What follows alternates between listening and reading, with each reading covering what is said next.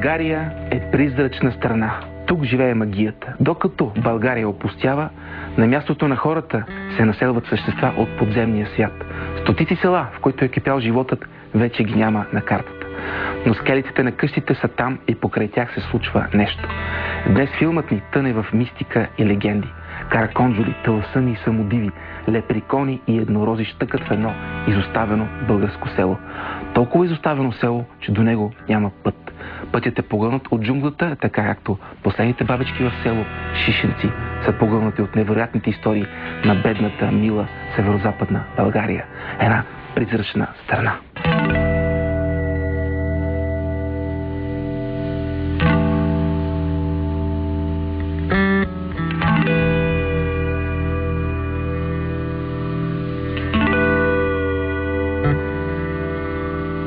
Какво е имало тук? На гробищата в Шишенци сме.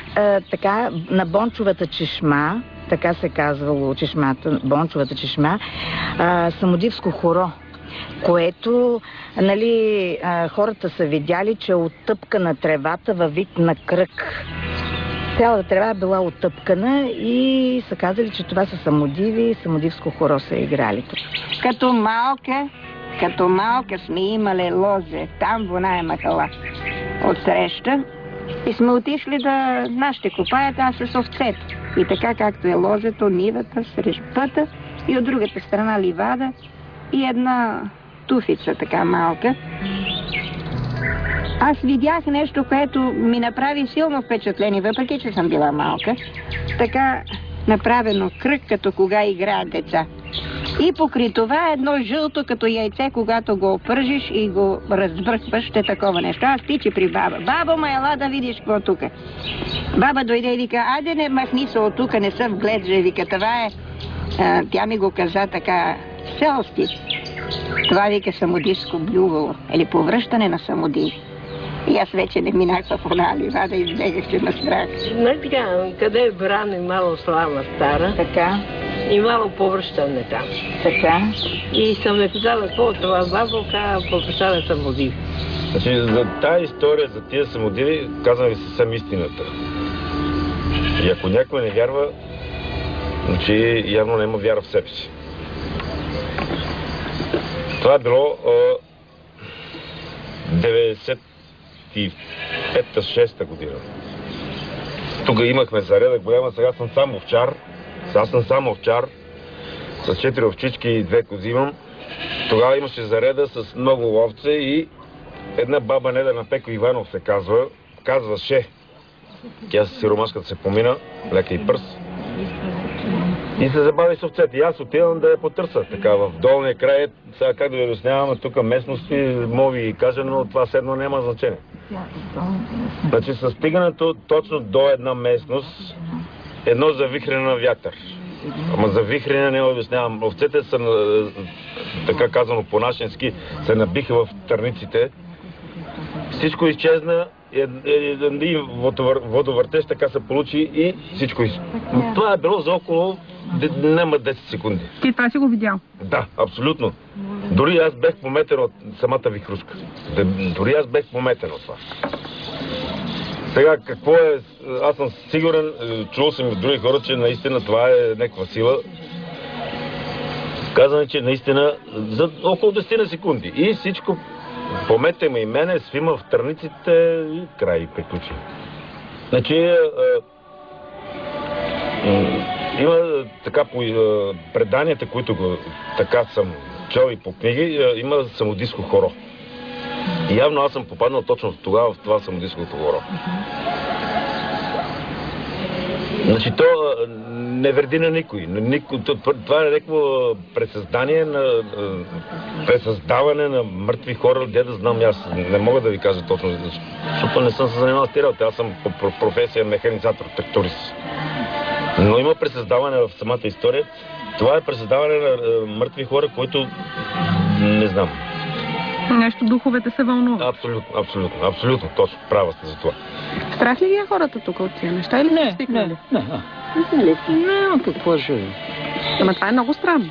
Аз не знам вие как така спокойно си разказвате за тия неща, но това е... Защото ние сме свикнали. Да си вършат самодивите нагоре-надолу по селото? Те не се виждат. Невидими ли са? Да, те не се виждат. Вечерно време ли само се чува? Да, само вечерно време. Те не се виждат, чува се и на другия ден. Нали? Като си иде, къде си играла е кръг, огаза на тревата. Те играят на кръг. И как си ги представяш самодивите? Ма те не се виждат. Нали ги описват там по книгите, че са жени с бели ризи, с дълги коси? Това просто са излъгани. Книгите къде пишат това. Първо, това не е доказано в историята, че са доказани, са видяни като елементи, като елемент някакъв да е видяно.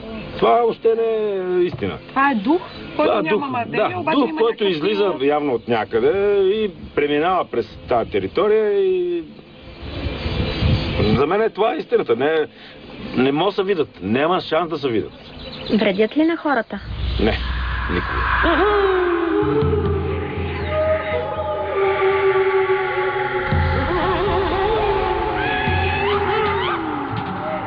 Това се случва в любимата на Радичков, северо-западна България, за която днес се казва, че е северо-западнала. Спомнете си Радичковия тенец. Днес той е пенсиониран, но е още жив в тишината на плевелите. В забравеното от Бога и държавата село Шишенци се случват неща, които можем да ви разкажем само ние, когато Отечествен фронт продължи.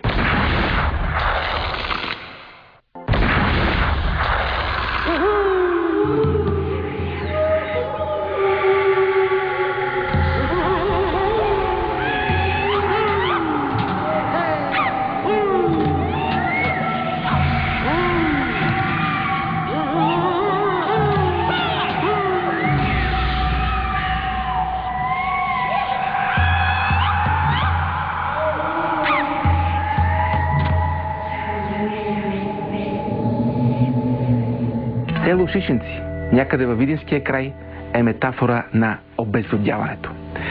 В повечето села вече няма хора, в повечето хора вече вътре няма човек. На тяхно място идват духовете, лоши или добри. Мистични същества, които издават звуци и плашат бабичките.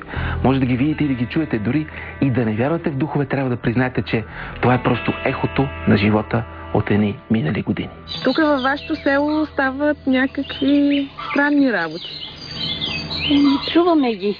Чувате странни работи? Чуваме ги от време на време, но не можем да кажем с точност и да бъдем категорични какво е то. Какво се случва в вашето село? Легендите, Нашето село, освен за легендите, най-напред бих искала да кажа, че много хора биха разбрали за тия легенди и биха ги видяли и може би чули някои неща, ако пъти ни се оправи. Ако можеше да се стига до село. Ако можеше да се стига, да, защото сме напълно откъснати от хората и от света.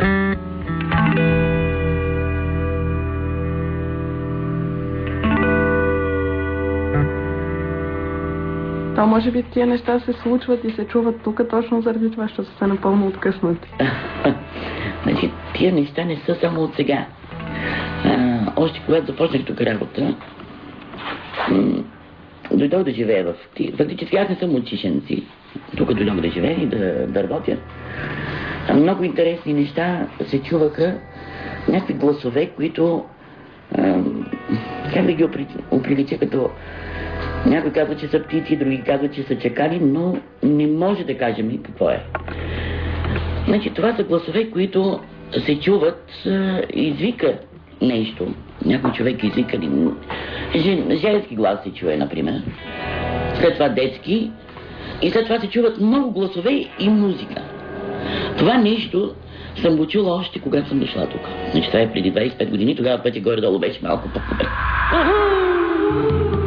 Тук цялото село го чуваме и го виждаме най-напред.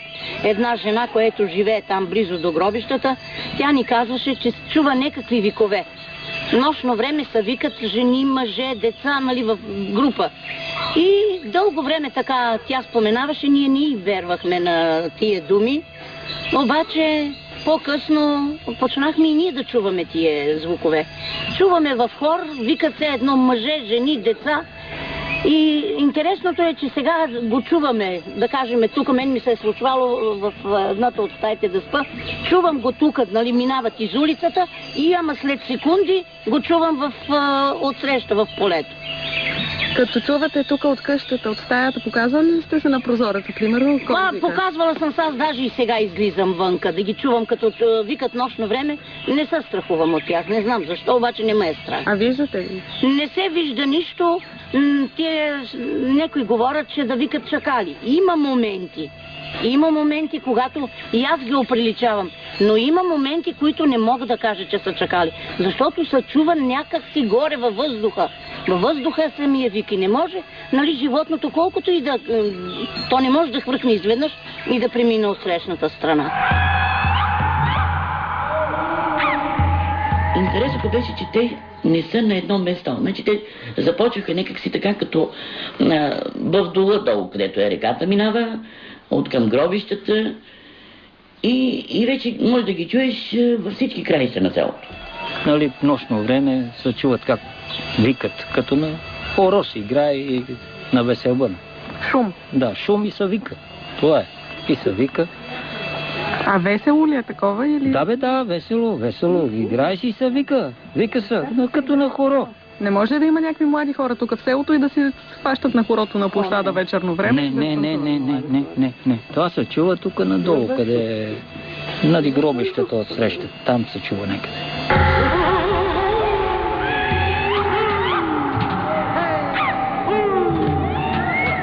Ако си самичък, може да се оплашиш. Защото като стане това нещо и ако си навън, така изведнъж ще обхваща някакво като паника, защото не можеш да си го обясниш какво е това нещо. Откъде идва как? Значи, чуваш го от тук, но едновременно го виждаш, чуваш и от другата страна. Това е нещо, което не може да се обясни. Казвам ви, че има моменти, в които ме убеждават, че са чакали, нали, животно. Но има моменти, в които не мога да кажа, че са чакали. И в тия моменти, в които мислите, че не са чакали, какво са? Знам ли, духове някакви, аз не мога да ви кажа. Като не виждаш нищо пред себе си, но все си мисля, че са някакви човешки духове, които не може. Един чакал може ли в момента да изправя така, да бъде и дете, и жена, и мъж, и да се издават тия звуци? Според мен е невъзможно. Вието не е чакале, телевизор работи е... какво става отвън, бе? Кой излезе така на вратите? Ама тия едни тук Мита Пунов, они има оценки не отдолу. Чакай сега да вземам пиратките, запалено, ама с гърменето изчезва Христина Рашко, мътнае не се обадиха. Целогодишно ли вият тия чакали? По цяла година? Не, сезонно. Те са сезонни движения. Сега поне съм бисмалджия, мога да ви разказвам за чакали. Ама казват хората, че по цяла година чуват тук някакви неща. Няма как да са чакали. Чакали, само чакали. Не вярваш за ти? Това са чакали. Сигурен? Значи, което за самодивите ви казвам, че наистина ги има. Ама за гласовете не вярваш? Не. Ама те хората до вратницата се извиня. Видял ли си ги? Хайде сега как да го кажа. Видял ли си ги чакалите? Не. Как да ти вярвам? Видял съм ги, кога съм бил на лов. Кога си бил на лов и аз мога да ги видя. Тук в селото. Тук не съм ги видял, но това са чакали. А и това нещо до сега никой от селото не сме успели, нали, да видиме, да се срещнеме. Айде чакали, викат чакали, да ги срещнеме. Като вървим из полето, имало тук едно момче, има приятел отвъди в отсрещната махала и минава точно тук, минава покрай мене. И съм го питала за краси, като, нали, стане тъмно и се прибира по нощите, вика никога, чувала съм да викат, обаче вика нищо не виждам покрай мене. Какво и що е, никой не може да каже с точност. Има ли чакали в вашето село? Не знам какви са. Увиват вечер, ама кучета ли са, чакали ли са, аз се затварям вътре. Страх ли да ме не изедат. Така е, като не съм виждала, не знам какво вика истина нощем. Мъжът ти какво казва по този въпрос? Да се мъча, че не са чакали, ами са нещо друго, ама какво друго и той не знае. Какво друго? Самодеви, сили някакви. Ти не вярваш много на такива работи? Не. Я ми кажи, защото твоята баба не вярва, ама ти разбрах, че вярваш тук. Какво се чува нощно време? Чакали били, не били чакали? Дали са самодиви, дали са чакали, никой го не знае това. Чакали не му вече, чакали има там, къде има овчари, има чакали, едат кози, едат. Ама какво е? Ако са чакали, има и мъжки гласове, и женски, и детски гласове. Не, кое ка се вика, като изтича там някое.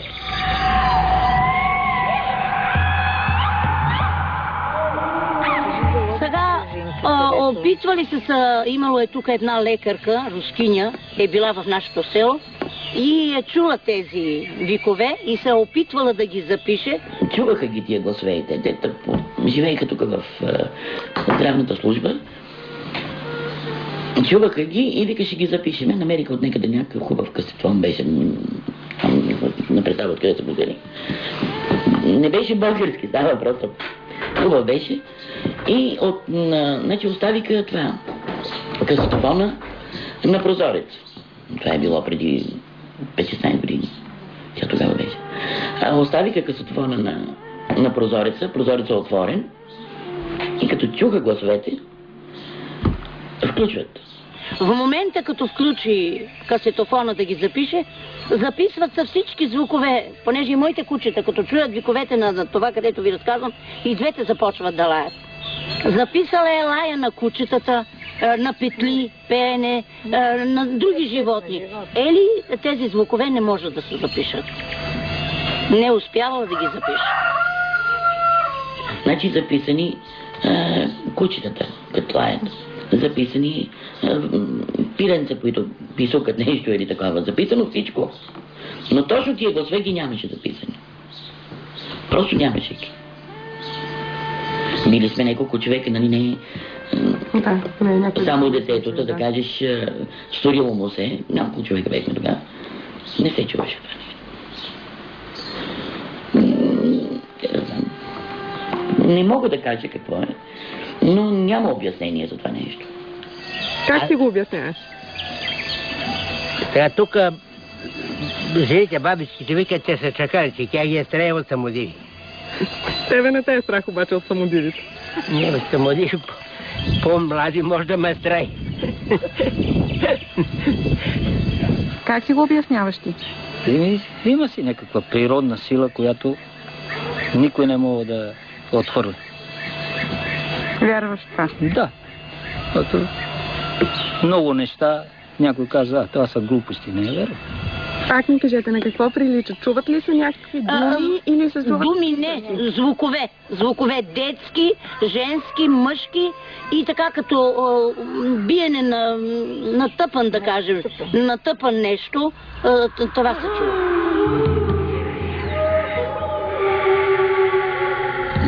Заглъхнаха малко тия гласове така. И сега пак започнаха да се чуват. Тук в съседното село, общината фактически, където е, ни казваха, че се измислят. Сега започнаха и при тях да се чуват тия гласове. Долния край. Така, на селото. Долния го казваме ние, образно казано, защото е от към нас, нали, от нашия край, от нашата страна. И те започнаха да чуват тия гласове, но казват го някакви хора, не всички го признават, защото по принцип ние българите сме малко скептици така на такива неща. Ти кога за последно ги чу тия гласове? Аз не съм бил, не съм чул това. Това ли самодивите ли? Самодивите. Всяка вечер. До вечер, ако останем да спиме в селото, ще ги чуем ли? Ще ги чуете. Къде в село моите? Сега 6, 7, 8. 6, 7, 8 часа да сме на линия и да ги чуем. Ама гласове ще, ако мога да снима това. Гласовете различни. Женски, мъжки, детски гласове. Пай да разбери около се. Ти какво казваш, че? Самодиви? Не мога кажа. То гробище тук има големия мора, отдавна измряле, зар има нещо от ония нашите пря. Не знам дали има... Възможно ли в тази земя заринате, за покритие с земя 2 метра да има някаква сила? Не знам как да ви кажа. Възможно ли? Да знам, възможно ли? Легендата, която тук насело говорят за нея, е, че е имало някаква сватба. Значи, имало е село Гюринци, което е на около 2 км от сегашното село. И оттам е имало сватба, която е била тръгнала сега за съседното село или за къде ли точно ни аз не мога да кажа. И татари са ги нападнали и са убили хората. И това са душите на тия сватбари, да. Значи аз пък друго ми беха казали, че искали да се скрият ли сватбарите, защото видяли татарите и влезали в някаква пещера или какво ли, просто потънали. Значи цялата сватба, както е била, е потънала. Как са биле насъбрали, изведнъж изчезва. Потъват. Изведнъж всичко. Сватба? И? Сватбата и заминава всичко. Ама земетресение или земята? Не. Просто потъват. И така съм чул, че са викала живи са. Кървавата живи сватба. Са, ги е глътнала да, земята. жива всичко.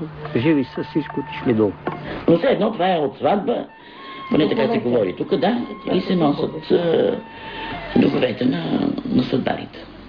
Легендите и истините, митологията и събитията, вярването и скепсиса там някъде между живите и умрелите. Всичко това го има в този резерват за таласъми, село Шишенци, Видинско. Има и такива стари български имена, като баба Перка, която разказва истории за умрели. Умрелите са нейни близки и се викат от отвъдното. Как се казва? Перка Нинова Денчева. Баба Перка? Баба Перка, да. Откъде си, баба Перка? От тук съм си.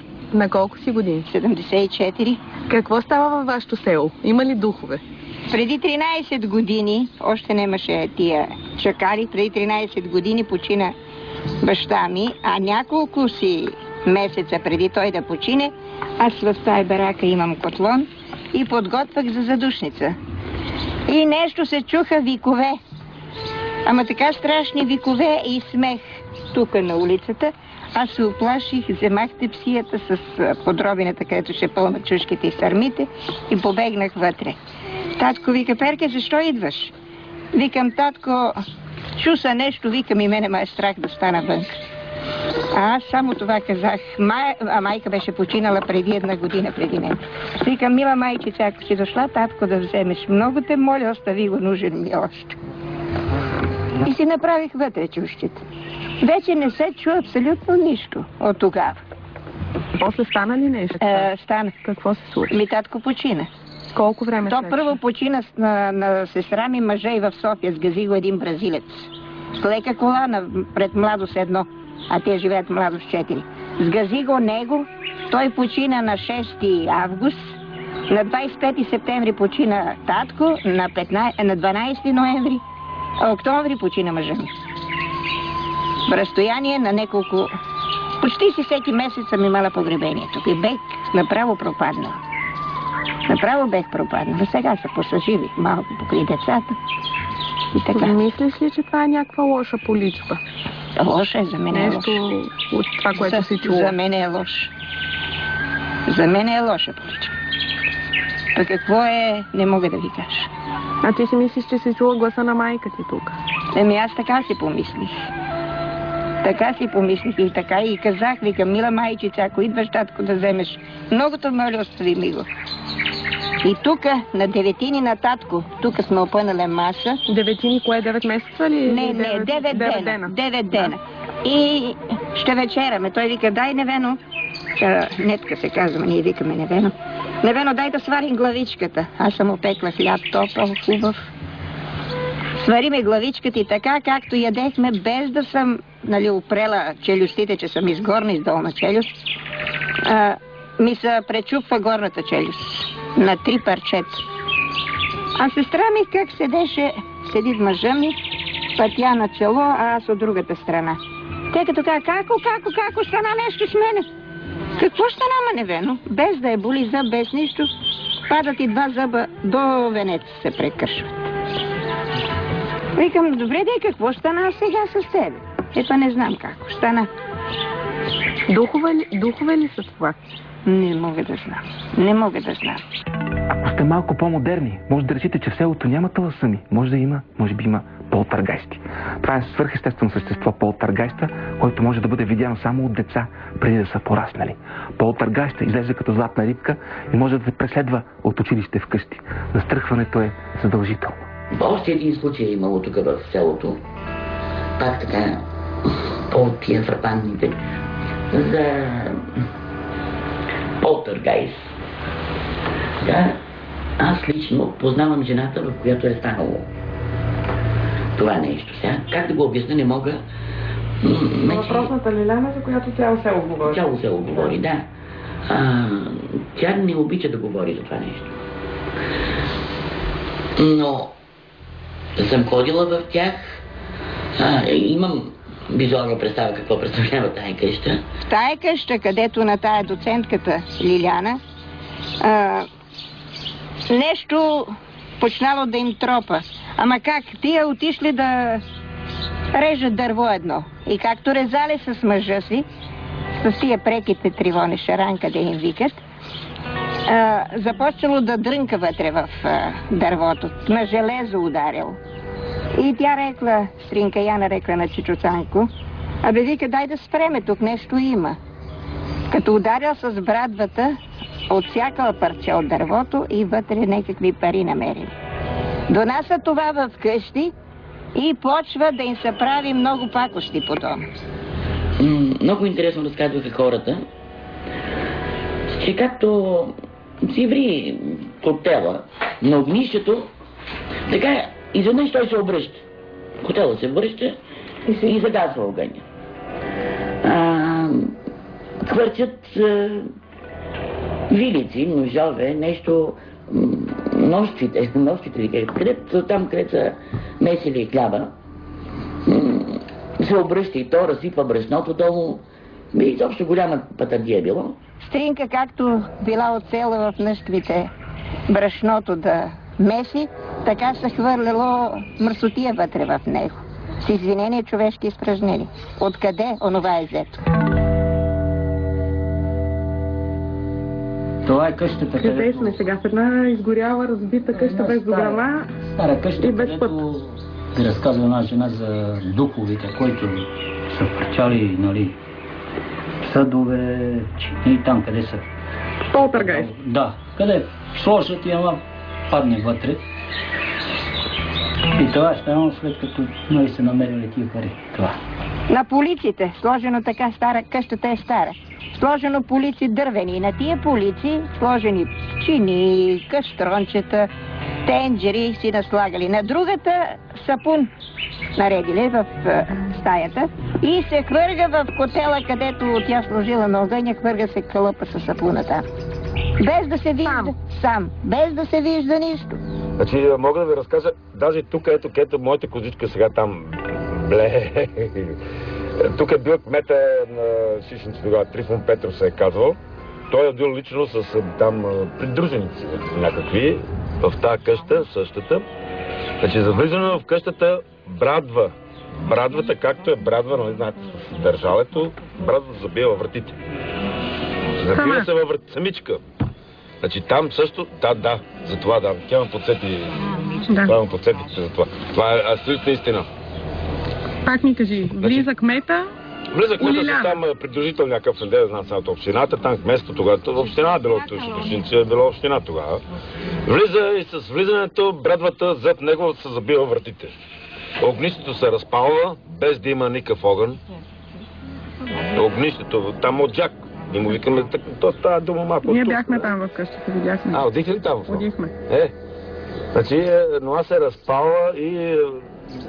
Значи, ноа фърчат парцели, излизат отвътре, значи това е някаква сила е действала. Само тази Лиляна е била малка, не помня кой клас е учила, в началния курс е била. Само тя е виждала го във вид на златна рибка. Духа? Да. Тя е била малка тогава, може би 7-8 годинки. И виждала нещо. Сега какво е виждала? Когато я питах, тя вика, не искам да говоря за това. От други хора съм чула, че е виждала нещо като Като човече или какво ли, някаква фигурка е виждал, която се движи така по ъглите, скача насам, но другите хора виждат какво става, нали, как се обръща котела, как нощите хвърчат, как друго, но това нещо не го виждат.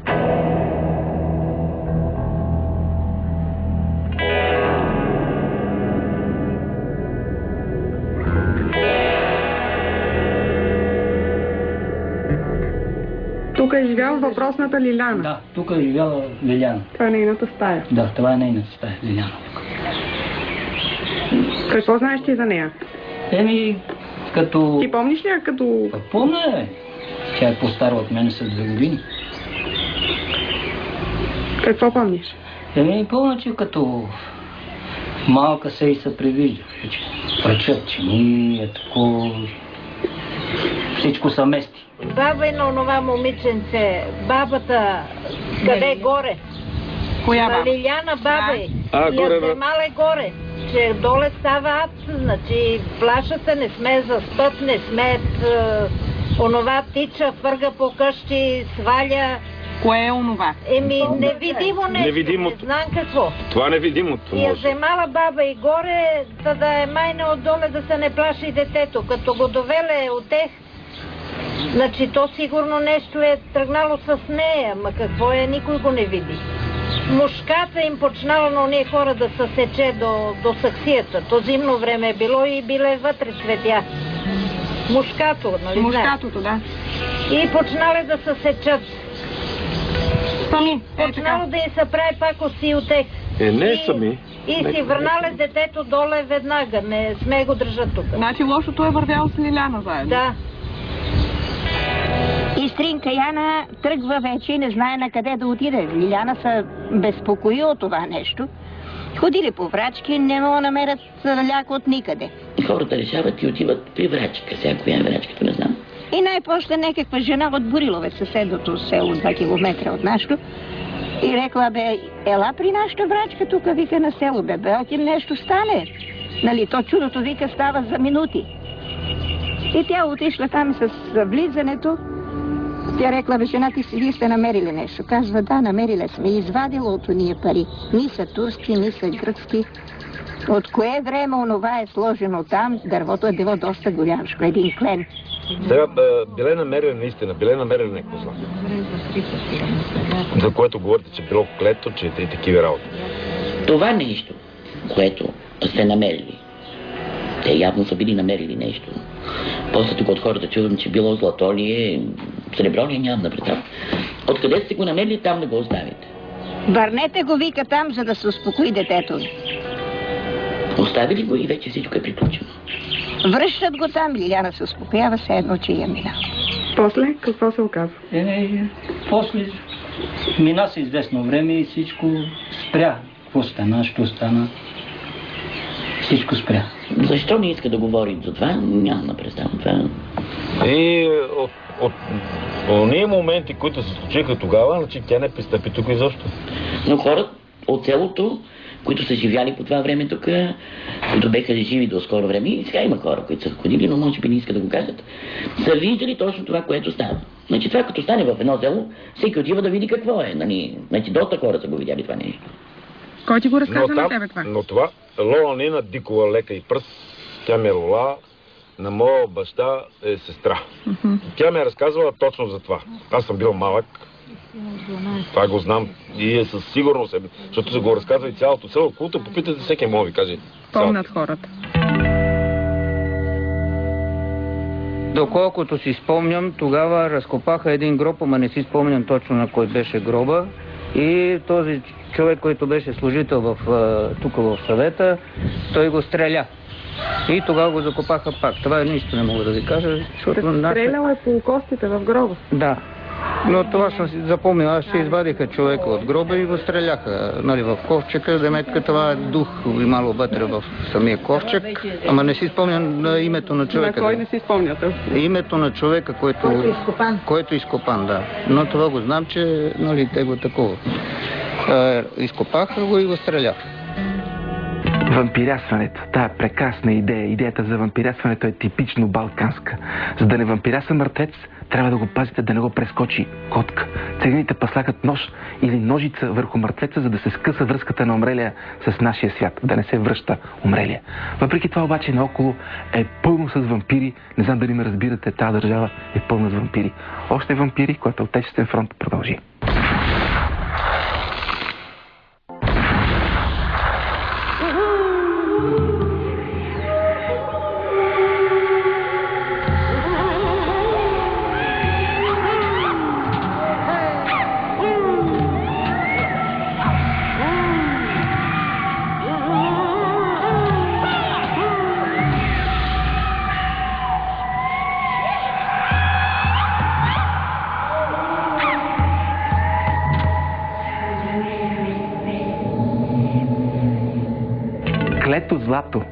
Клето злато означава прокълнато съкровище. Стават странни неща. Откривате злато, но след това откритие започват да ви се случват лоши работи и вие трябва да върнете златото на същото място, където сте го намерили. Тогава проблемите ви ще свършат. Духовете обаче не си отиват. Село Шишенци, те живеят там в резервата на таласъмите. Чува се сватбарска музика, женят се самодивите. Стават ли странни работи тук в това село или ние преувеличаваме сега? Значи не мога да кажа, че стават странни работи, защото няма такива неща. Но това, действително, с тия гласове са ги чули не само хората от селото, а и други хора са чули. Сега спорят, че са животни. Но това са повечето лъжиите, които искат да се докажат, че действително е така. И атеистите. Твоето мнение? Ами, моето мнение е, че има нещо. Не са животните. Не са. Това ми е мнението, въпреки че не мога да го докажа.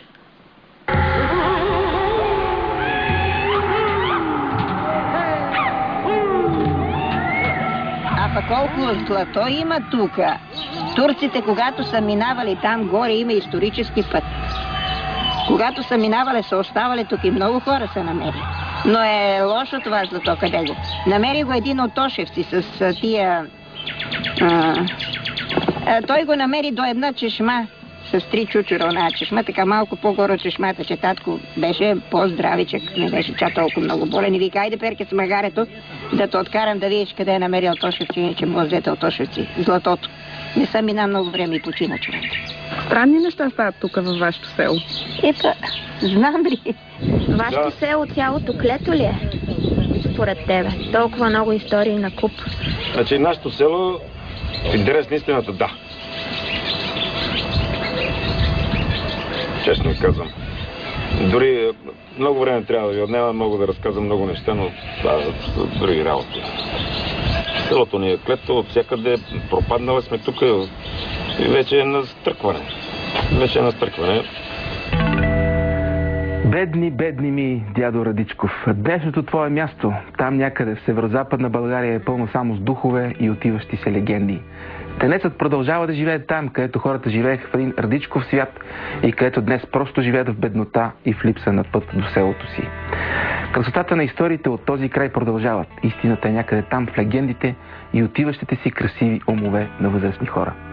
Това беше проектът Шишенци на колегите Надя Теодосиева и Боряна Телбис. Ако някой път идете в Шишенци, не забравяйте да си носите чесън в джоба и свещичка.